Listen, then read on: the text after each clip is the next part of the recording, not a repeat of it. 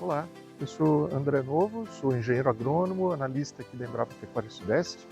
E nessa aula do curso de produção de leite sustentável, a gente vai falar um pouco sobre o sistema de produção de leite aqui da nossa unidade, que trabalha essencialmente com a intensificação dos processos de produção a pasto para alta produtividade e conseguir atingir a sustentabilidade necessária para os dias de hoje.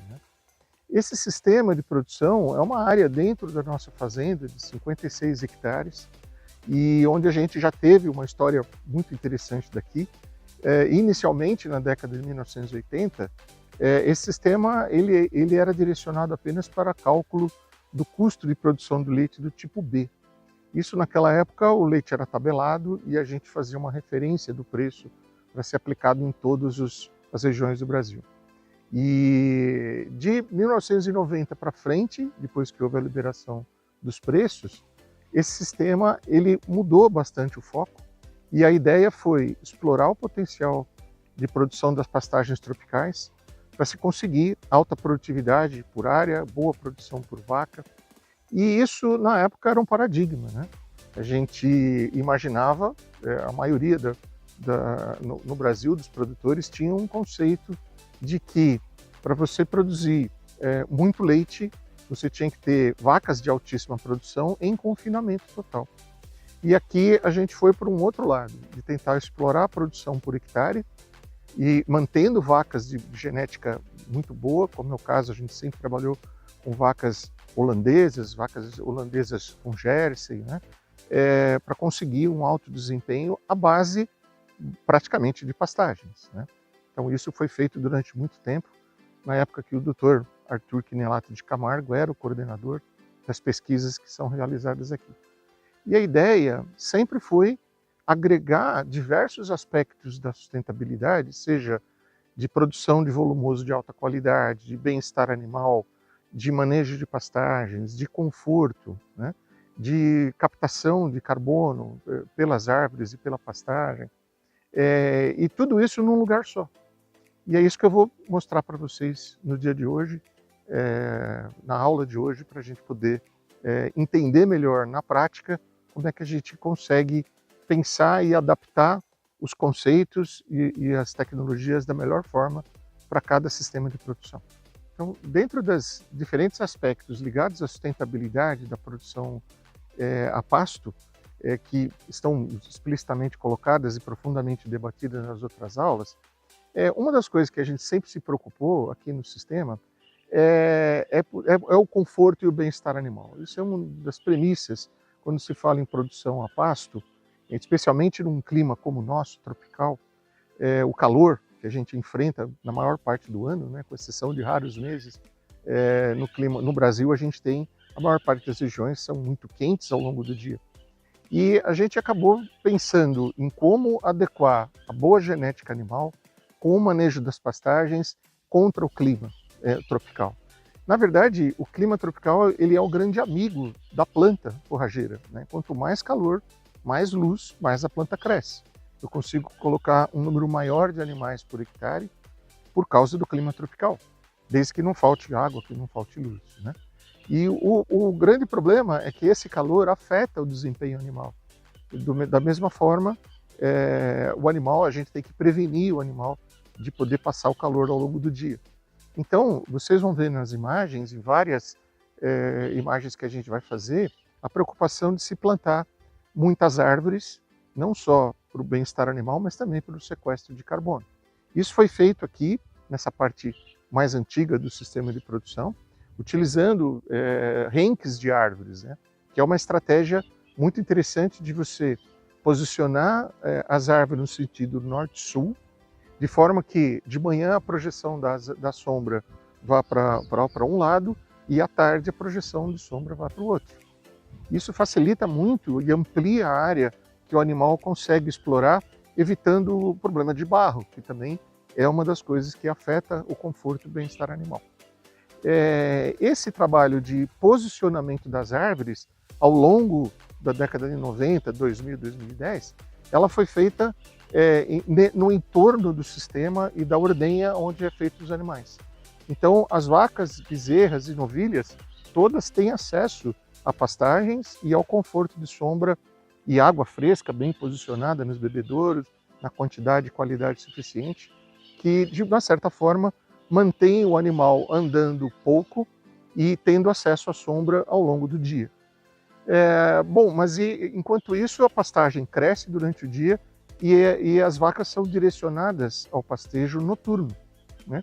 Depois das 6 da tarde, na época do verão, a temperatura baixa, as vacas vão poder ter acesso às áreas de pastagem que são bem manejadas e bem adubadas do ponto de vista de alta produção de forragem por hectare, e isso mantém o bem-estar animal e a boa produção por vaca. Esses dois conceitos juntos, alta lotação animal e boa produção por vaca, acabam garantindo alta produtividade. Então, uma das questões que sempre fazem é possível manter alta produtividade com bem-estar animal e sustentabilidade? Sim, isso o sistema de produção, quando você agrega esses conceitos, você consegue atingir essa alta produtividade.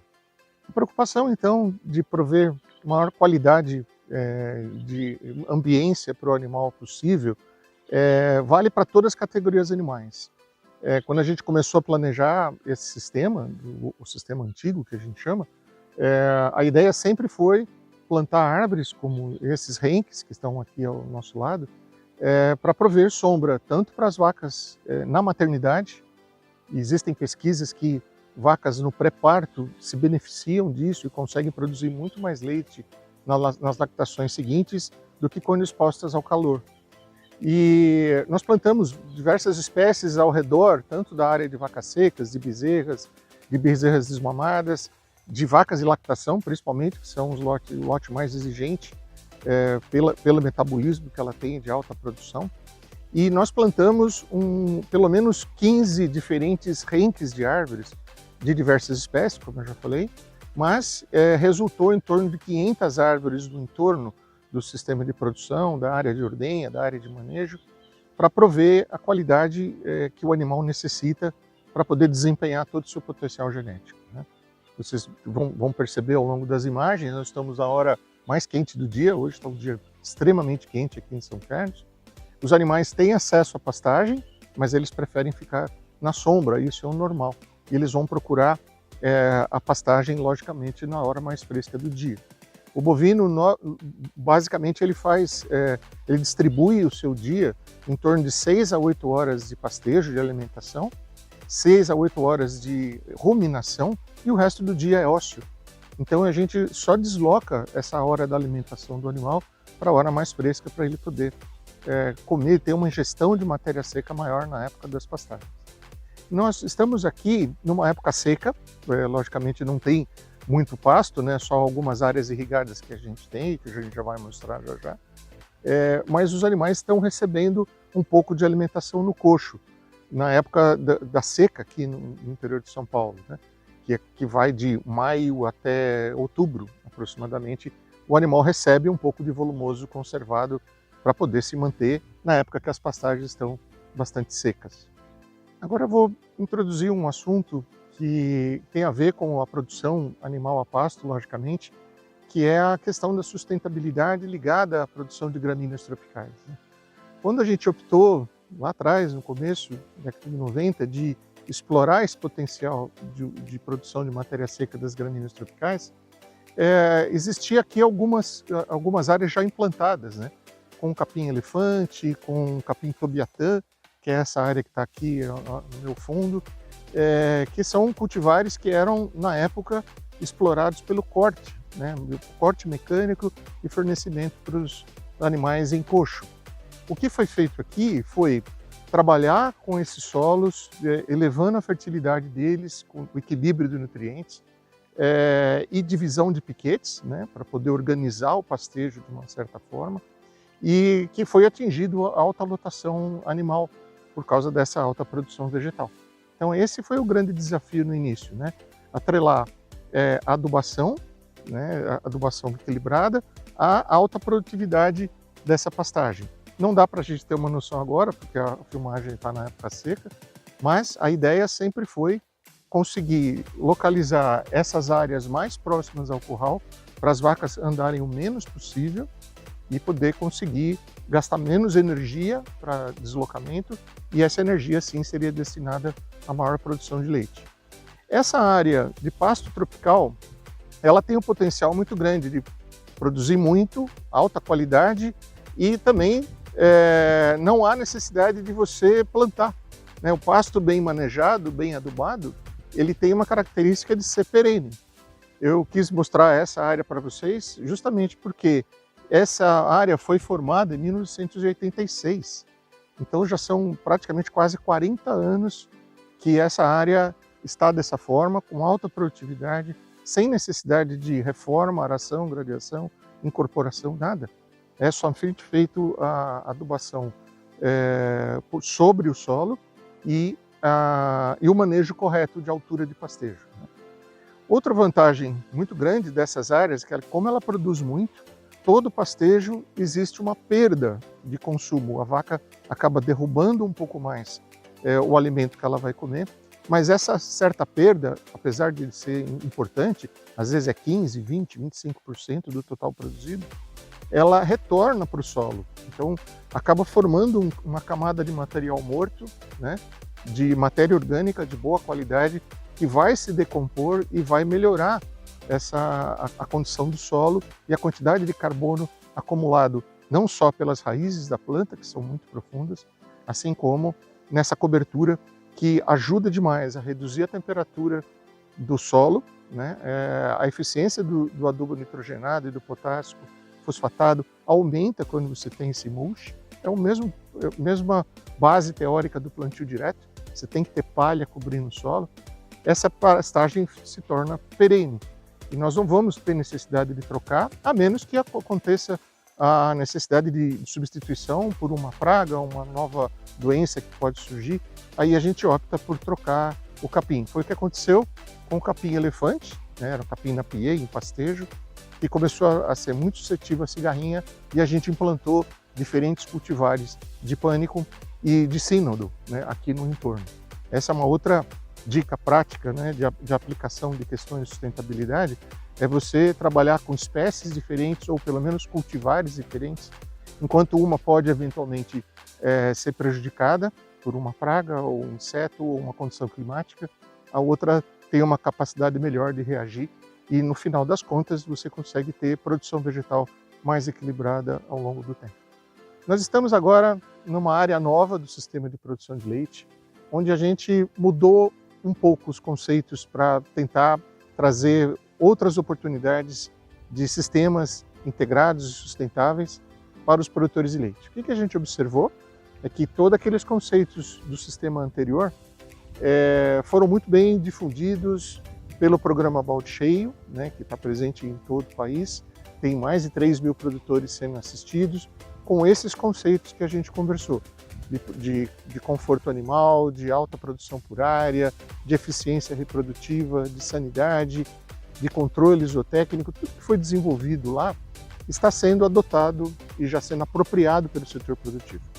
A nossa questão surgiu há algum tempo atrás, mais ou menos 7 anos atrás, era de como que a gente poderia trazer uma nova oportunidade do que seria a produção de leite no futuro, de 10, 15 ou 20 anos para frente. Mantendo a mesma essência do sistema anterior, a gente introduziu uma nova forma de interação com o componente arbóreo dentro das pastagens, não mais em reiki, mas agora fazendo parte do sistema de produção.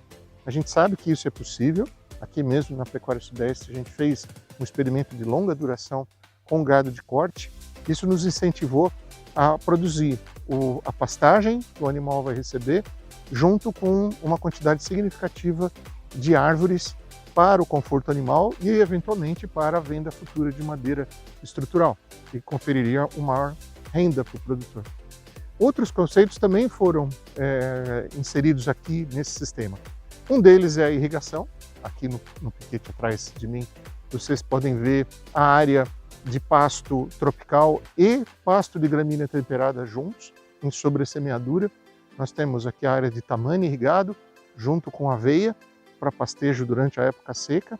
Então a irrigação não tinha no sistema anterior, e a gente entende que seja uma ferramenta fantástica desde que, lógico, tenha disponibilidade hídrica na bacia hidrográfica para poder usar, é onde a gente consegue produzir a maior quantidade de matéria seca ao longo do ano, seja nas águas ou na seca, no frio.